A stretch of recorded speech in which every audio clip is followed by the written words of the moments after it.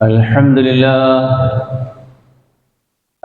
لله نحمده ونستعينه ونؤمن به ونتوكل عليه ونعوذ بالله من شرور أنفسنا ومن سيئات أعمالنا من يهده الله فلا مضل له ومن يضلل فلا هادي له وأشهد أن لا إله إلا الله وحده لا شريك له وأشهد أن محمدًا عبده ورسوله هو الذي أرسل رسوله بالهدى ودين الحق ليظهره على الدين كله وكفى بالله شهيدا.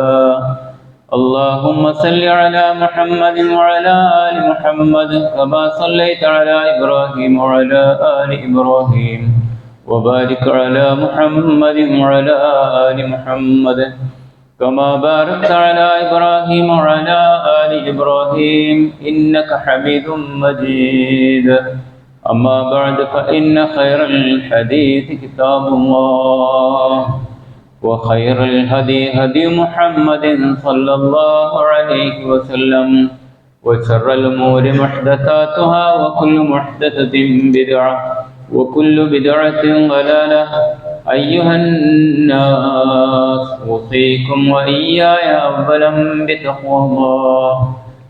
يا أيها الذين آمنوا اتقوا الله حق تقاته ولا تموتن إلا وأنتم مسلمون. أعوذ بالله من الشيطان الرجيم. يا أيها الناس اتقوا ربكم الذي خلقكم من نفس واحدة وخلق منها زوجها وبث منهما رجالا كثيرا ونساء واتقوا الله الذي تساءلون به والأرحام إن الله كان عليكم رقيبا. بسم الله الرحمن الرحيم.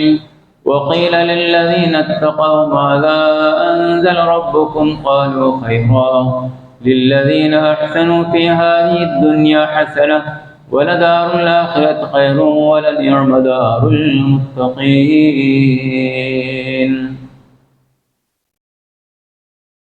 പ്രിയ മുഅ്മിനുകളെ മുഅ്മിനാത്തുകളെ, അല്ലാഹുവിനെ സൂക്ഷിച്ചുകൊണ്ട് ജീവിക്കണമെന്ന് പ്രത്യേകം വസിയത്ത് ചെയ്യുകയാണ്, ഉപദേശിക്കുകയാണ്.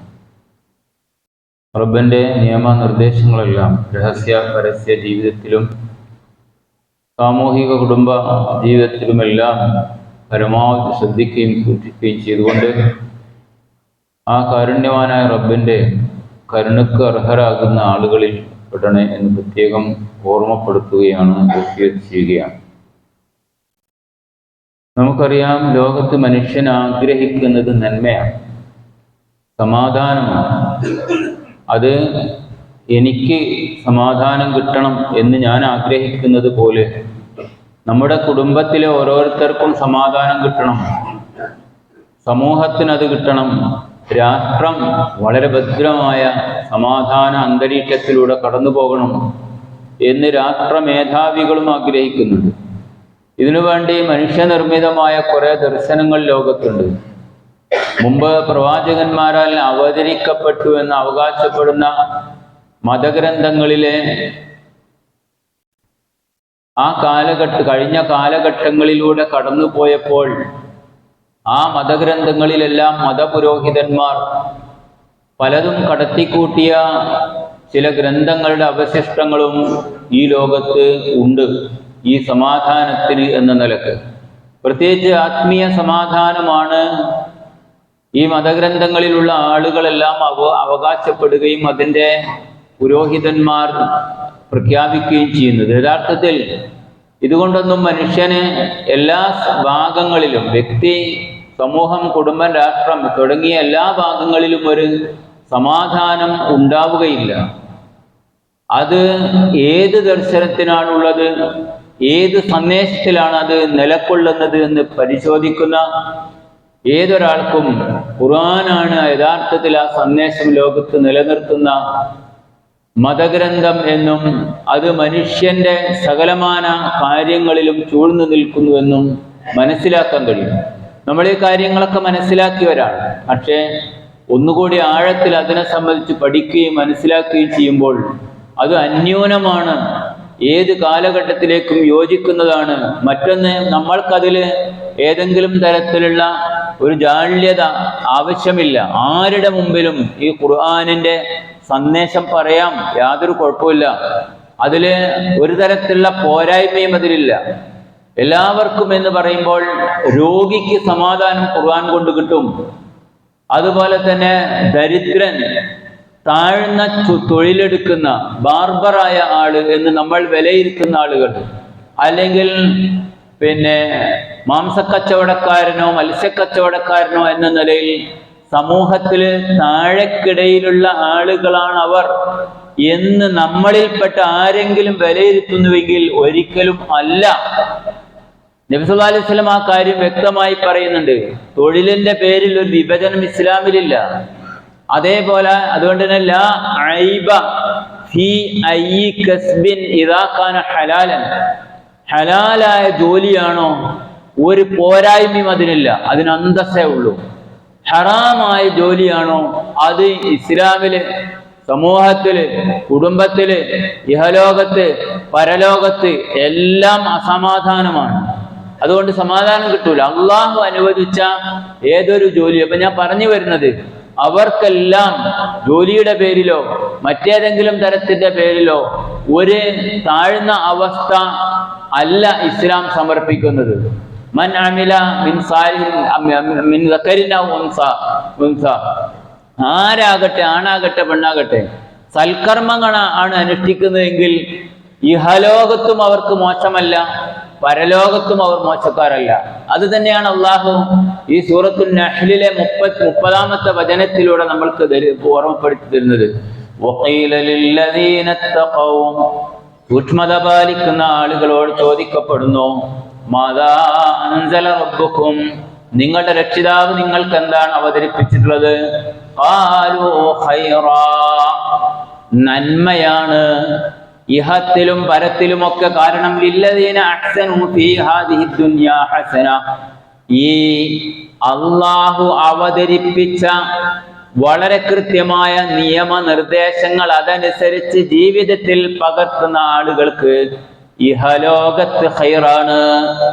ചിന്തിച്ചു നോക്ക്, നമ്മുടെ സമുദായം പോലെ ഇങ്ങനെ 5 നേരം പള്ളിയിൽ വന്നിട്ടും കച്ചവടത്തിന് ഒരു കുറവുമില്ല, ഒരു ബർക്കത്ത് കുറവില്ല. കൃത്യമായി നമസ്കരിക്കുന്ന, ഇബാദത്ത് എടുക്കുന്ന, സദഖ ചെയ്യുന്ന, അതിന്റെ പുറമെ കൃത്യമായി സക്കാത്ത് കൊടുക്കുന്ന, നമ്മൾ പലരും അറിയാതെ, മറ്റൊരാൾ അറിയാതെ പാവങ്ങളെ സഹായിക്കുന്ന, ദീനീ പ്രവർത്തനത്തിന് മനസ്സിലായ എല്ലാ രംഗത്തും ഇറങ്ങുന്ന, അതുപോലെ മനുഷ്യരുടെ ചാരിറ്റി പ്രവർത്തനങ്ങൾ നടത്താൻ വേണ്ടി ഇറങ്ങിയിട്ടുള്ള ആളുകൾ, അവർക്കൊന്നും തന്നെ ഒരന്തസ്സിന്റെ കുറവില്ല. വെള്ളിയാഴ്ചകളിൽ പള്ളികളിൽ വളരെ നല്ല വസ്ത്രം ധരിച്ചു വരാനുള്ള അന്തസ്സും അഭിമാനവും മറ്റൊരു സമുദായത്തിനും ഇല്ലാത്ത വിധം അള്ളാഹ് നമുക്ക് നൽകിയിട്ടുണ്ട്. പലരുടെയും പുറത്തിറങ്ങുമ്പോഴുള്ള വസ്ത്രത്തിന്റെ അവസ്ഥ നമുക്കറിയാലോ. മുസ്ലിങ്ങളല്ലാത്തവരുടെ അവർക്ക് പട്ടിണി മാറുന്നില്ല, അവർക്ക് പ്രശ്നങ്ങൾ തീരുന്നില്ല. എന്നാൽ മുഅ്മിനുകളായ ആളുകൾ ഖൈറാണ് അള്ളാഹ് ഇറക്കിയിട്ടുള്ളത്. അത് എത്ര കുറവുള്ള ആളുകളാണെങ്കിലും അന്തസ്സോടെ, അഭിമാനത്തോടെ തല ഉയർത്തി മറ്റുള്ള ആളുകളുടെ മുമ്പിൽ, ഒരു കല്യാണ വിഷയമാകട്ടെ, ആളുകൾ മരിച്ചാൽ ഒരുമിച്ച് കൂടുന്ന കാര്യങ്ങളാകട്ടെ, അതിലെല്ലാം തന്നെ ഒരൈക്യവും അന്തസ്സും സ്നേഹവും അഭിമാനവും ഉള്ള ഒരു സമുദായം എന്ന നിലയിൽ അള്ളാഹ് നമ്മളെ നിലനിർത്തിയിട്ടുണ്ട്. ഖൈറാണ് അള്ളാഹ് ഇറക്കിയിട്ടുള്ളത്. ദുനിയാവിലും ഖൈറാണ്, മനസ്സിലായിട്ടില്ലേ? ദുനിയാവിലും ഖൈറാണ്. അപ്പൊ അതുകൊണ്ട് ആ നിലക്ക് നമ്മളത് കൃത്യമായും ഖൈറാണ് ഇറക്കിയത് ജീവിതത്തിലൂടെ മനസ്സിലാക്കി അനുഭവിച്ച് ചെയ്തുകൊണ്ടിരിക്കുന്നവരാ. എന്നിട്ട് അള്ളാഹ് പറഞ്ഞു, വലദാറുൽ ആഖിറത്തി ഖൈറും വലനിഅമദാറുൽ മുത്തഖീൻ. ഇതിന്റെ ഒക്കെ പുറമെ പരലോകത്തുള്ള മുത്തഖീങ്ങൾക്ക് പ്രത്യേകമായ ഒരു അള്ളാഹുവിന്റെ ദാറ്, ആ ഭവനമുണ്ടല്ലോ, അതാണ് ഏറ്റവും ഖൈറായത്. അപ്പൊ ഏതൊരാൾക്കും, എന്നാൽ ഈ സമാധാനത്തിന് വേണ്ടി മനുഷ്യർ ലോകത്ത് പലതരത്തിലുള്ള വാതിലുകളിൽ മുട്ടിനോക്കിയിട്ടുണ്ട്. അത് വിശ്വാസരംഗത്ത് സമാധാനം കിട്ടാൻ വേണ്ടി അലഞ്ഞു നടക്കുന്ന ഒരുപാട് ആൾക്കാരുണ്ട്. അതേപോലെ തന്നെ ആത്മീയമായ സമാധാനത്തിന് എന്ന നിലക്ക് ലഹരിയിൽ അഭയം തേടുന്നവരുണ്ട്. അതുപോലെ തന്നെ വസ്ത്രധാരണവും ജീവിതവും അവനവന്റെ ഇഷ്ടം, എന്നാൽ സമാധാനം കിട്ടും എന്ന നിലക്ക് ആ വഴി തെരഞ്ഞെടുത്ത ആൾക്കാരുണ്ട്. അനിയന്ത്രിതമായ ലൈംഗിക ഏർപ്പാടുകളെ നിയമമാക്കിയ പല രാജ്യങ്ങളുമില്ലേ.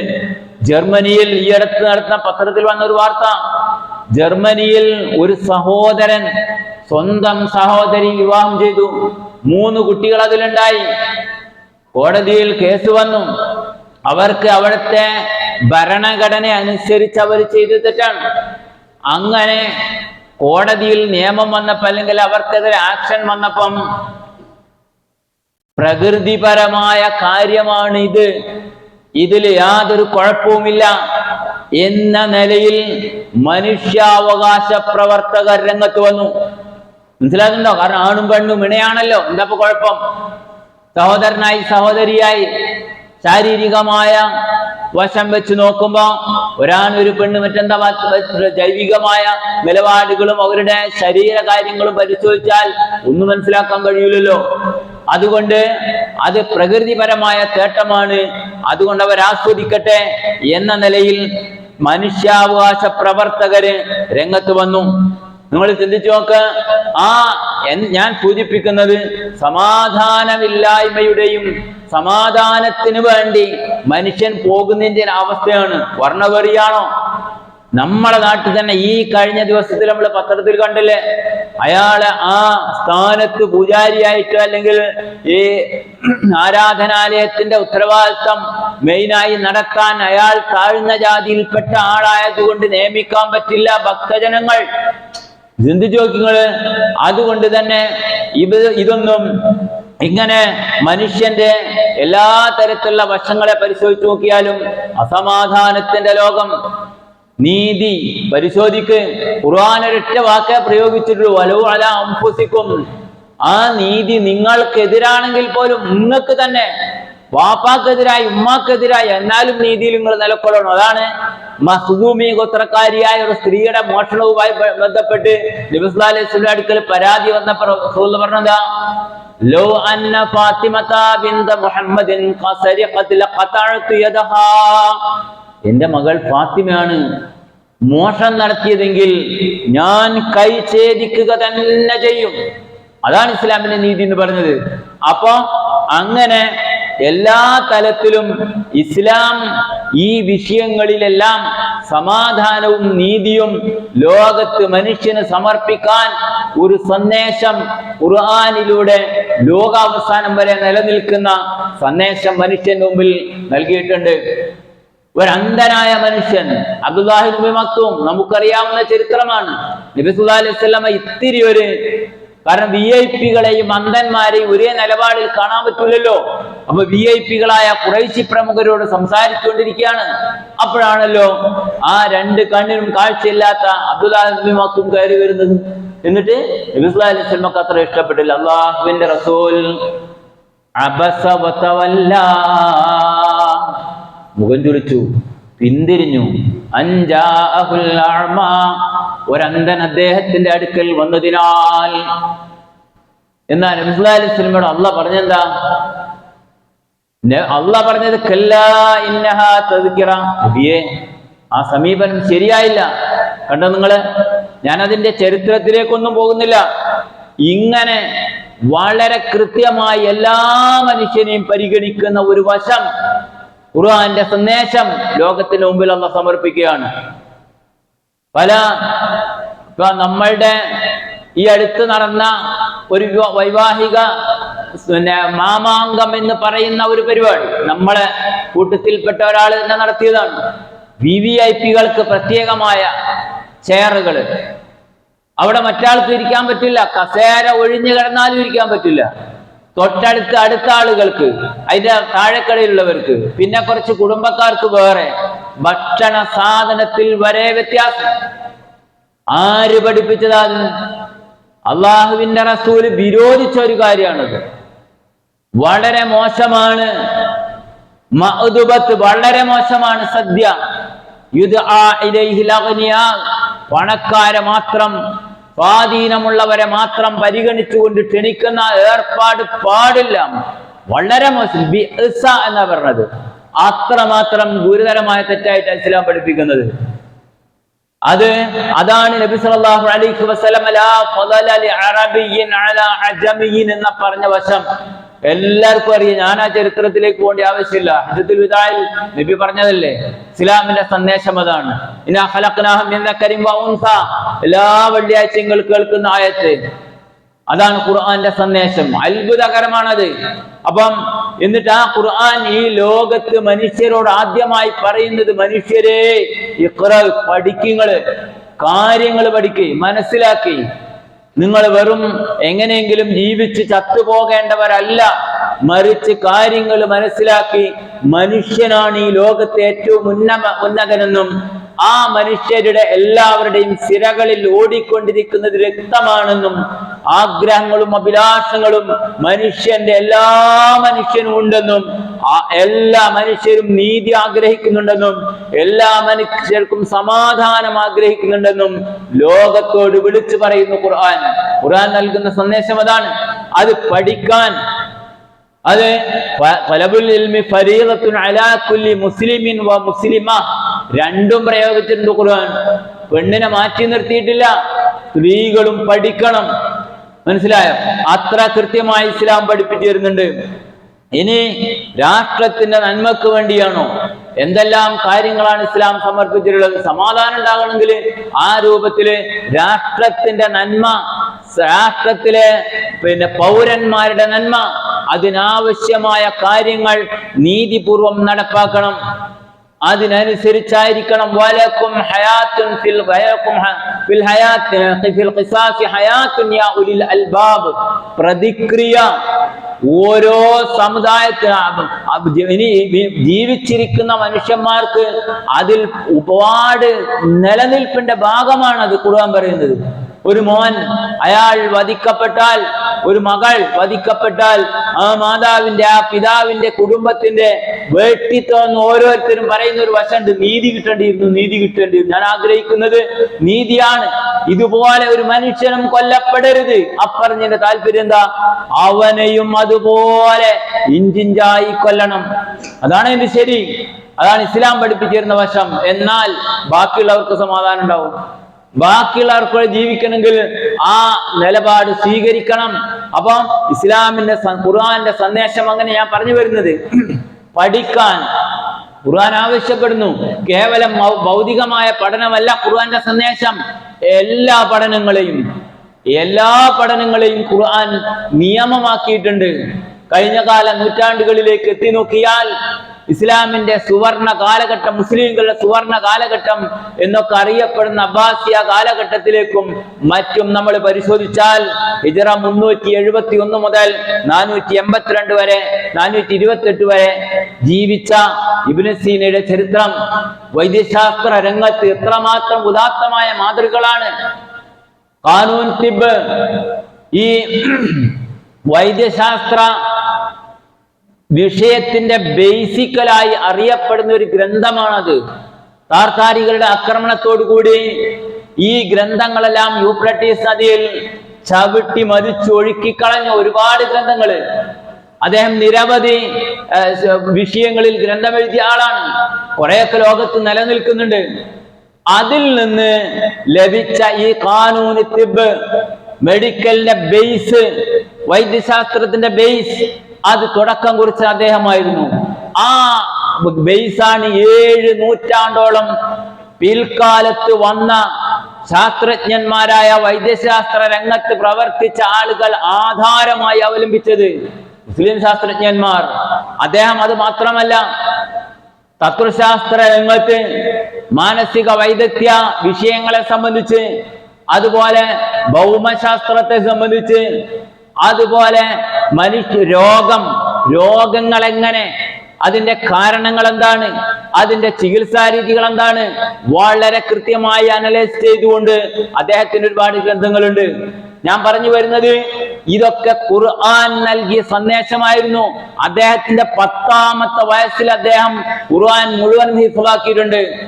മാത്രമല്ല അദ്ദേഹം ഈ കാര്യത്തിന്റെ എല്ലാം കേന്ദ്ര ബിന്ദുവായി ഏകനായ അള്ളാഹുവിനെ ബോധ്യപ്പെടുത്തി അവതരിപ്പിച്ചതിന് ശേഷമാണ് അദ്ദേഹം ചികിത്സാ മുറക്ക് ആ വിഷയത്തെ സംബന്ധിച്ച് മനസ്സിലാക്കുകയും പഠിക്കുകയും ഉൾക്കൊള്ളുകയും വിശദീകരിക്കുകയും ചെയ്തതിനു ശേഷമാണ് അദ്ദേഹം ഈ രംഗത്തേക്ക് കാൽവെച്ചത്. ചരിത്രത്തിൽ വായിച്ചു നോക്കാൻ കഴിയും. ഇബ്നു ഖൽദൂൻ ചരിത്രം വരെ ഏകപ്പെടുത്തപ്പെടുന്ന ചരിത്രത്തിന്റെ വിഷയങ്ങളിൽ ഏറ്റവും കൂടുതൽ ഗ്രന്ഥം രചിക്കുകയും ആ നിലക്ക് ലോകത്തറിയപ്പെടുകയും ചെയ്ത ഒരു ചരിത്ര പണ്ഡിതനാണ് ഇബ്നു ഖൽദൂൻ.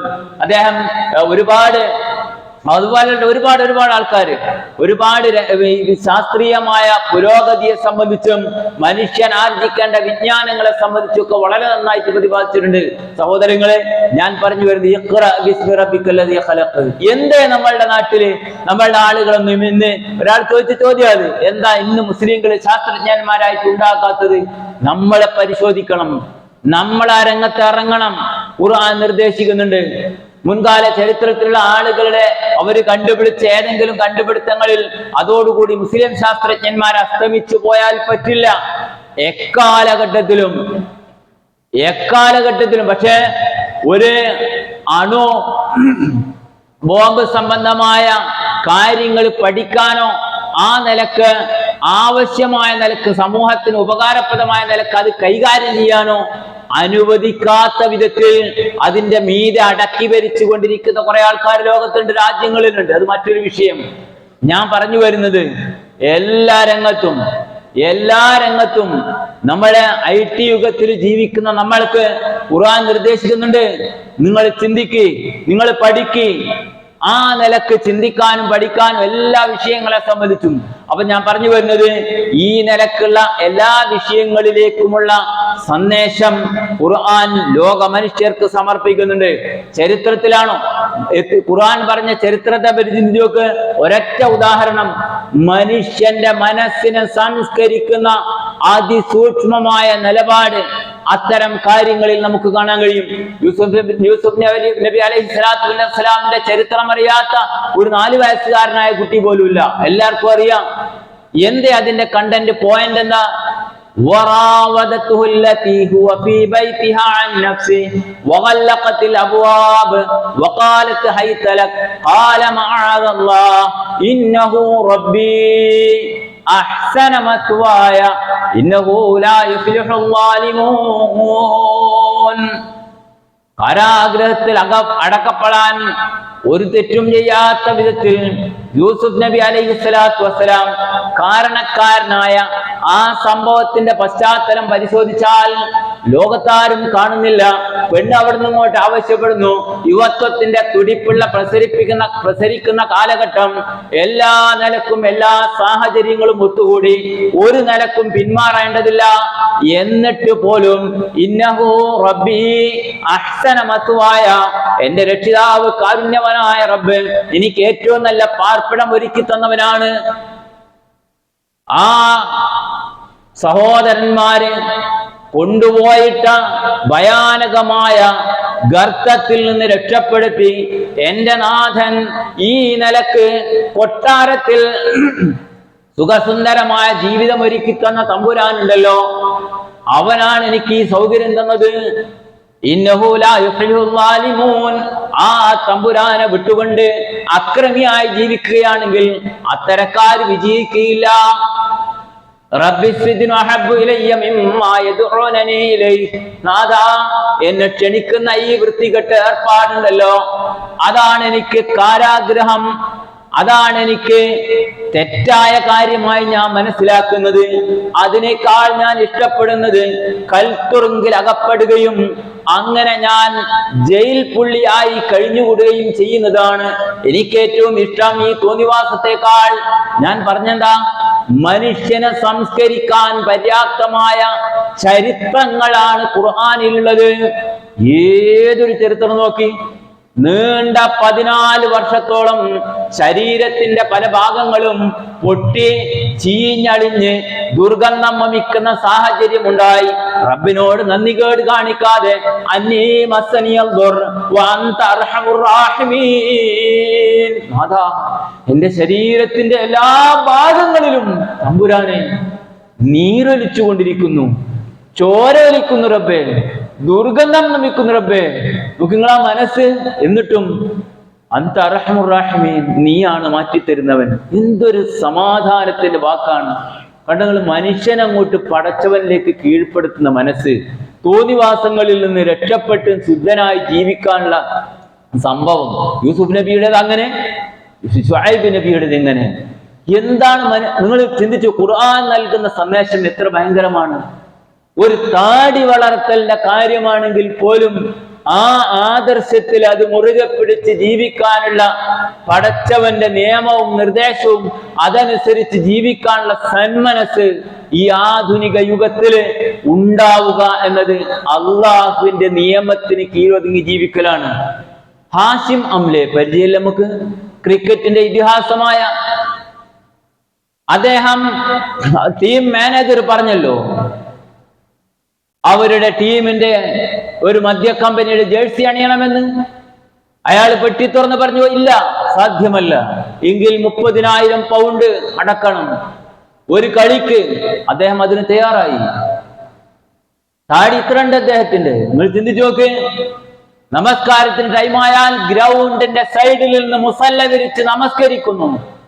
ഇദ്ദേഹത്തിന്റെ ഈ ലഹരിയോടുള്ള അതിശക്തമായ എതിർപ്പ് കാരണത്താൽ, ശുദ്ധമായ മനസ്സിന്റെ ഉടമയായി ജീവിച്ചത് കാരണത്താൽ അദ്ദേഹം സ്വീകരിച്ച ആ ആദർശം അദ്ദേഹത്തിന്റെ കൂട്ടുകാരിൽപ്പെട്ട പലരും സ്വീകരിച്ച് മുസ്ലിങ്ങളായി. ഇസ്ലാമിന്റെ ഖുർആന്റെ സന്ദേശത്തിന് എന്താ കുഴപ്പം? ചിന്തിച്ചു നോക്കി. അതാണ് ഇസ്ലാം ലഹരിയോടുള്ള സമീപനം സ്വീകരിച്ചിട്ടുള്ളത്. ലഹരി ഇസ്ലാമിക സമീപനം എന്താ? ഇന്ന് ഭയങ്കരമാണല്ലോ. മുഅ്മിനുകളായ ആളുകൾ അതിൽ പോയി ചെന്ന് ചാടരുത്. ഉമ്മുൽ ഖബായിസ്, തിന്മകളുടെ മാതാവ്. 3 തോന്നിവാസങ്ങൾ ചെയ്യാൻ അതിലേതെങ്കിലും ഒന്ന് ചെയ്താൽ മതി എന്ന് പ്രേരിപ്പിച്ചിട്ട് ഒരാള് അത് 3നും തയ്യാറായില്ല. അവസാനം ഇയാൾ നിർബന്ധിച്ചതിൽ ഏറ്റവും ചെറുതല്ലേ, ഒരൊറ്റ ഗ്ലാസ് ഒന്ന് കുടിക്ക്, ലഹരി ഉപയോഗിക്ക്. അത് ഉപയോഗിച്ചപ്പോ ബാക്കി 2 കാര്യങ്ങളും അയാൾ ചെയ്തു. വ്യഭിചരിച്ചു, ഉമ്മാനെ കൊല്ലുകയും ചെയ്തു. ഇതാണ് ഉമ്മുൽ ഖബായിസ്. അത് തുടങ്ങി വെച്ചാൽ അതിന്റെ ഭയാനകത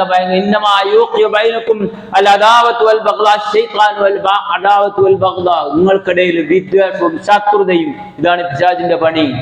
അഴിഞ്ഞാടുന്ന രംഗം കണ്ടില്ല നിങ്ങള്? ഇല്ലേ? ഇപ്പൊ പെണ്ണുങ്ങളും സ്ഥിരമായ സ്ത്രീകളും കുടിക്കാൻ തുടങ്ങിയില്ലേ? സ്വതന്ത്രമായ ആ നിലപാട് വന്നതോടുകൂടി എന്താ സ്ഥിതി? ലഹരി വേറൊരു നിലക്ക് അത് പലതരത്തിലുള്ള രൂപത്തിലും മനുഷ്യ ശരീരത്തില് സിറിഞ്ചിലൂടെ ആയിരുന്നെങ്കിൽ ഇപ്പൊ അതൊക്കെ പോയി. നമുക്കറിയാം, ഞാനത് വിശദീകരിക്കുന്നില്ല. അങ്ങനെ മനുഷ്യന്റെ മസ്തിഷ്കം മരവിപ്പിക്കുന്ന വിധത്തില് അടുത്ത തലമുറയെ കൊന്ന് കഷ്ണങ്ങളാക്കുന്ന, വരാൻ പോകുന്ന മനുഷ്യർക്ക് പോലും ജന്മമില്ലാത്ത വിധത്തിൽ വളരെ വൃത്തികെട്ട സമീപനമാണ് ഈ കാര്യങ്ങൾക്ക് ഉണ്ടാകുന്നത്. കുടുംബാന്തരീക്ഷത്തെ പറ്റി നിങ്ങളൊന്ന് പഠിച്ചു നോക്കാൻ അറിയണമെങ്കിൽ, ഭാര്യയെ തലക്കടിച്ചിട്ട് ചുമരിന് കൂട്ടി അടിച്ച് ബോധരഹിതയായി മക്കളെ അടിച്ച് തൂഫാനാക്കി മരണത്തോട് മല്ലടിക്കുന്ന രംഗം, ലഹരി ഉണ്ടാക്കുന്ന ഏർപ്പാടുകൾ, അതൊക്കെ ഇസ്ലാം അതിനെ സംബന്ധിച്ച് പറഞ്ഞു. ഇന്നമൽ ഖംറു വൽ മൈസിർ വൽ അൻസാബ് വൽ അസ്ലാം റിജ്സും മിൻ അമലി ശൈത്താൻ ഫജ്തനിബൂഹു. ഒഴിവാക്കണം, നിങ്ങൾ ഒഴിവാക്കണം. അപ്പൊ ഇസ്ലാം ഖുർആന്റെ സന്ദേശത്തിന് എന്താ കുഴപ്പം? എന്താണ് കുഴപ്പം? അത് ഒഴിവാക്കണമെങ്കിൽ അള്ളാഹുവിനെ സംബന്ധിച്ചുള്ള കൃത്യമായ ബോധവും ബോധ്യവും കൊണ്ടാണ് പടച്ചോൻ അത് പറഞ്ഞിരിക്കുന്നത്. അല്ലാതെ ലോകത്ത് എന്ത് നിയമം ഉണ്ടാക്കിയിട്ടും കാര്യമില്ല. അതാണ് അബ്രഹാം ലിങ്കൻ കള്ള് അമേരിക്കയിൽ മദ്യം നിരോധിച്ചിട്ട് സാധിക്കാതെ പോയത്. ഖുർആൻ എന്ന ഒരു ചോദ്യം ചോദിച്ചപ്പോഴേക്ക് മക്കാമണലാരണ്യത്തിലെ ചുണ്ടോടടുപ്പിച്ചവർ ഒഴിച്ചു കളഞ്ഞതും അതിന്റെ തൊഴിലാളികളായിട്ടുണ്ടായ ആളുകൾ നബിയുടെ വീട്ടിലേക്ക് മാർച്ച് നടത്താതെ അത് അങ്ങനെ തന്നെ ഉൾക്കൊള്ളാനും തയ്യാറായത് അതിന്റെ പേരില്ല. അതുകൊണ്ടാണ് ഖുർആനിന്റെ സന്ദേശം എന്നത് വല്ലാത്തതാണ് നമ്മൾ പറയുന്നത്. അത് ഇന്ന് നിറഞ്ഞു നിൽക്കുന്ന ഈ ലഹരിയുടെ പ്രശ്നങ്ങളും പ്രതിസന്ധികളുമെല്ലാം അതിനൊക്കെ പരിഹാരമായിട്ട് ഇസ്ലാം പഠിപ്പിക്കുന്ന അതാണ്. സഹോദരങ്ങളെ, ഒരുപാട് വശങ്ങൾ ഖുർആന്റെ സന്ദേശമായി പഠിച്ചു നോക്കിയാൽ ലോക മനുഷ്യർക്ക് ഖുർആൻ സമർപ്പിക്കുന്നുണ്ട് എന്ന് മനസ്സിലാക്കാം. ഒരു പട്ടി കുഞ്ഞിനോട് പോലും പട്ടാളക്കാർ പോകുന്ന ഘട്ടത്തില് ആ പട്ടി പ്രസവിച്ച് കിടക്കുന്നത് ആ കുഞ്ഞിന് അതിന്റെ അമ്മക്കും ഒരു കുഴപ്പമുണ്ടായത് എന്ന നിലക്ക് റസൂലുള്ള കാവൽ നിർത്തുകയാണ് പട്ടാളക്കാര്. അതിനെ ചവിട്ടി മതിക്കാൻ സമ്മതിക്കാതെ അതിനെ ചുറ്റും തടഞ്ഞു വെച്ചിട്ട് ആ നബിയുടെ സൈന്യം കടന്നു പോകട്ടെ എന്ന നിലക്ക്. എന്താണ് ഇസ്ലാമിന്റെ കാരുണ്യത്തിന്റെ വശം? മനസ്സിലായോ? തന്റെ കുഞ്ഞിനെ, തന്റെ ഭാര്യയെ ഈറ്റെടുക്കാൻ പ്രസവിച്ച സ്ഥലത്ത് പോയി മരുഭൂമിയുടെ ആ മരവിച്ച തണുത്ത് മരം കോച്ചുന്ന ഒറ്റപ്പെട്ട വീട്ടിൽ നിന്ന് കേട്ട രോദനം അത് എത്തി നോക്കി ഒരു പ്രസവിക്കാനായ സ്ത്രീയുടെ രോദനമാണെന്ന് മനസ്സിലാക്കി ആ പാവപ്പെട്ട പെണ്ണിനെ, ആ സ്ത്രീയെ പോയി പരിചരിക്കാൻ സ്വന്തം ഭാര്യയെ കൂട്ടിക്കൊണ്ടുപോയത് ഉമർ ഇബ്നു ഖത്താബ് റളിയല്ലാഹു അൻഹു ആയിരുന്നു. ഇസ്ലാം ഖുർആൻ നൽകുന്ന സന്ദേശം ഇതൊക്കെയാണ്. അതുകൊണ്ട് എനിക്ക് സൂചിപ്പിക്കാണ്ടത്, നമ്മൾ ഇതിന്റെ വക്താക്കളാകുന്നതോടുകൂടെ ഇത് ദഅവത്ത് നടത്താൻ പറഞ്ഞ ഒരു കുഴപ്പമില്ല. എല്ലാവർക്കും അവലംബിക്കാൻ പറ്റുന്ന ഗ്രന്ഥമാണ്. ബോധ്യപ്പെടാത്തത് കൊണ്ടാണ്. അത് ആ നിലക്ക് ഇതിനെ സംബന്ധിച്ച് ഉൾക്കൊള്ളാനും നല്ലവരായി ജീവിച്ച് മരിച്ചു പോകാൻ ശ്രമിക്കുക. അല്ലാഹു സുബ്ഹാനഹു വ തആല അത്തരക്കാരിൽ നമ്മെ എല്ലാവരെയും ഉൾപ്പെടുത്തി അനുഗ്രഹിക്കുമാറാകട്ടെ.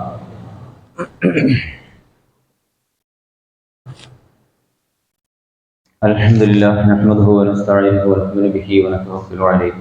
اللهم صل على محمد وعلى ال محمد أيها الناس أوصيكم ثانيا وإياي بتقوى الله.